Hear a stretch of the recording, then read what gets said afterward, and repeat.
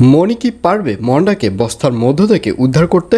বিস্তারিত জানতে সম্পূর্ণ ভিডিওটি দেখতে থাকুন। আসসালামু আলাইকুম প্রিয় দর্শক, সবার কি অবস্থা? হাজির হয়ে গেলাম দীপ্ত টিভির নিবেদিত মাসাবিজনা নাটকের 1062তম পর্বে কী সব ঘটতে চলছে তার অগ্রিম খবর নিয়ে।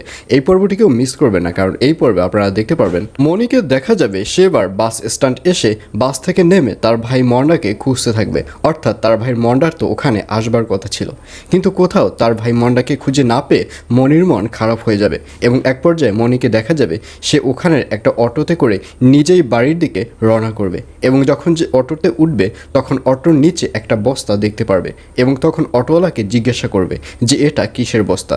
তখন অটোওয়ালা বলবে ওটা হচ্ছে একটা খাতা বালিশের বস্তা।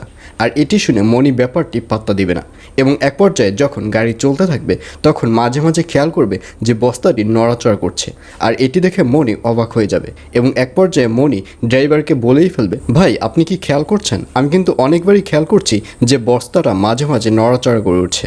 আর এই কথা শুনে ড্রাইভারের পাশে যে লোকটি বসা থাকবে সে বলবে, এগুলো আপনি কি বলছেন? খাতা বালিশের বস্তা আবার নড়াচড়া করে? আপনি ভুল দেখছেন। কিন্তু মনির মনে সন্দেহটা লেগেই যাবে এবং মনির মনে একবার সন্দেহ ঢুকলে সেটা খোলাসা না হওয়া পর্যন্ত তো মনি সুস্থ থাকে না এবং এক পর্যায়ে মনি দেখবে ওই বস্তাটি আবারও নড়াচড়া করছে। আর এটি দেখে মনিকে দেখা যাবে সে সাথে গাড়ি থামাতে বলবে এবং গাড়ি থামিয়ে বস্তার মধ্যে কী আছে এটি দেখতে চাইবে।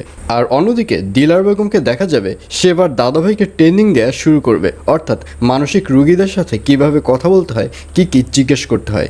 এবং এক পর্যায়ে দাদাভাইকে দিলার বেগম জিজ্ঞাসা করবে যে আচ্ছা রুনা যদি আপনার অফিসে ঢুকে অর্থাৎ চেম্বারে ঢুকে তখন রুনাকে আপনি প্রথম কি প্রশ্ন করবেন এবং রুনাকে আপনি কি সাজেশন দিবেন। আর এই কথা শুনে দাদাভাইকে দেখা যাবে সে অনেক হাসতে থাকবে। দাদাভাই বলবে, এটা কোনো প্রশ্ন হলো? রুনা ভাবি যদি আমার চেম্বারে ঢুকে তাহলে রুনাকে দেখার আগে আমি বলে দেব আপনার মাথায় সমস্যা রয়েছে, আপনি পাগল হয়ে গেছেন, আপনাকে বাড়িতে বেঁধে রাখা লাগবে। আর এইসব কথা শুনে দিলার বেগমকে হাসতে দেখা যাবে। দিলার বেগম বলবে, আপনি যে বোকা সেটা আমি আপনার প্রত্যেকটা কথা এবং কাজেই বুঝতে পারছি। এগুলো বললে রুনা খুব ভালো করে বুঝতে পারবে যে আপনি হচ্ছেন একজন ভুয়া ডক্টর, কারণ মানসিক রোগীর ডক্টর কখনোই পাগলকে পাগল বলে না, আপনাকে অন্য নিয়মে কথা বলতে হবে। এই বলে দিলারকে দেখা যাবে সে নিয়মগুলো দাদাভাইকে শিখিয়ে দেবে। আর এছাড়াও থাকবে আরও আশ্চর্য সকল ঘটনা। সুতরাং সবাইকে মাসাবিজনা নাটকের আগামী পর্ব দেখার আমন্ত্রণ রইল।